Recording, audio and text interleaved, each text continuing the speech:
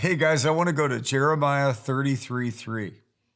And as I'm teaching out of this today for this little moment, I want that to etch in your mind that 33:3 already is easy to memorize. Jeremiah 33:3. Say it.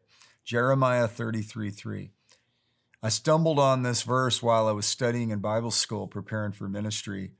And the speaker was sharing about how this verse just explains God being available, accessible, and willing to communicate with us.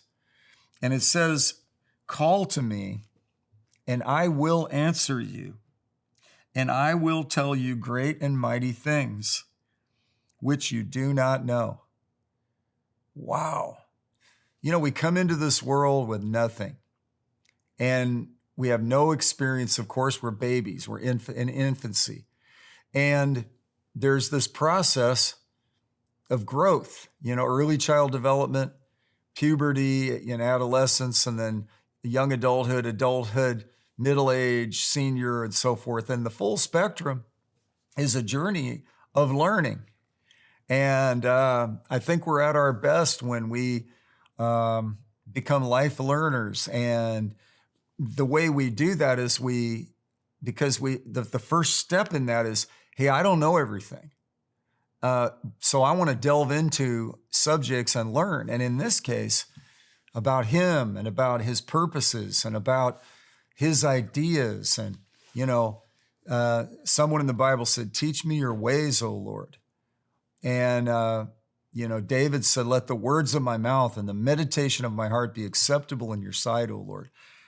And this verse, "Call to me," God is prophesying through the prophet Jeremiah to the ancient Israel, to the Jewish people. And for that matter, he's communicating the same to us. Because in Matthew 7:7, Jesus said, "Ask and it will be given to you. Seek and you will find. Knock and the door will be open to you. For everyone that asks receives, and to him that seeks finds, and to him that knocks the door will be open." So he basically says it and then he reiterates it to try to drive the point home. Whenever a teacher says something twice, that's the mother of education, is repetition. And this verse actually, and this idea is repeated again and again. And the Proverbs says, "My son, don't forget your father's teaching. Bind them around your neck, write them on your heart," and so forth. Meditate on it day and night. So call to me, God. He's inviting us to communicate with him. And he said, "And I will answer you." Now, so lest we get mystical and spooky, we don't we don't so much hear an audible voice. I mean, there are indicators that has happened to people, and maybe it's happened to you. I mean, it tends to be extraordinarily rare in the life of a believer because it's really his still small voice. And Proverbs 20 verse 27 says, "The spirit of a man is the candle of the Lord, searching the innermost parts of his being." In Romans 8, it says that his spirit bears witness with our spirit that we're the children of God. So I've heard it called the inward witness, where there's just this impression, and God, I call upon you, and then we're waiting for lightning bolts and outward manifestations. Before I became a Christian and I called out to God, "If you're real, show me." From watching all the B sci-fi movies and the fantasy orientation of my youth and whatever I read or what literature or whatever stories, I was kind of one-eyed open, hoping Jesus would walk through the wall. And he did walk through a wall after he resurrected. So he can do that, and he does do that. And he revealed himself in some really interesting and occasionally tangible ways to people throughout the Old and the New Testament. But when he says, "I will answer you," he'll speak to us through the scriptures. He'll speak to us in the subtle promptings in our heart. My wife and I have been together a long time now, and we communicate a lot. We connect with, and we really enjoy each other. And, I'll share things with her that I feel I'm picking up from the Lord, and she does with me. And it's just a beautiful thing. And sometimes God will use her to prompt something in me that I didn't really see, and vice versa.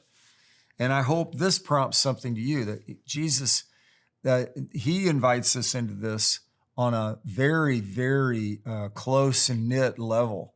We now have such access to the throne of grace through Jesus. But with Jeremiah, even in this context, he's still saying, hey, God is a God who'll speak.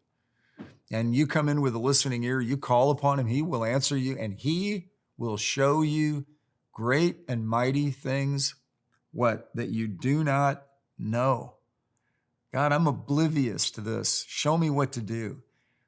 God, help me to anticipate our times and understand, what I should do with my walk with you, my relationship with others, my use of time.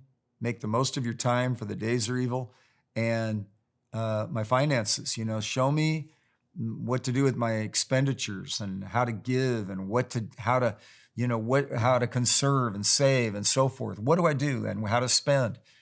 And God is so good. He will help you. Call to me and I will answer you and I will show you great and mighty things which you do not know. God bless you.